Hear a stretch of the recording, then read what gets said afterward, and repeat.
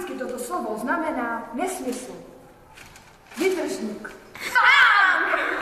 Neboli označení pro nekvalitní hudbu. Můžu?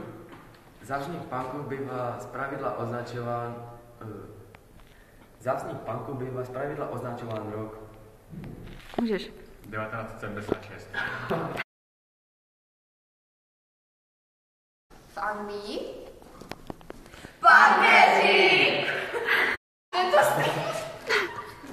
Tento styl nechápaný pouze jenom jako hudební styl. Jako věc životního stylu. Punkeři! Stavěli se proti politice. Nacismu. Komunismu. Rasovou diskriminací.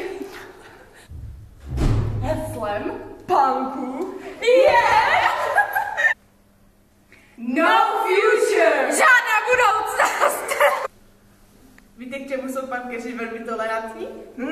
Někým drogám.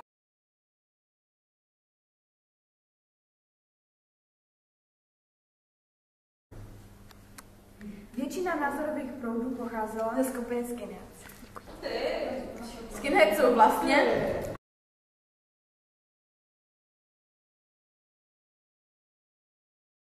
Ponechali Těžké boty.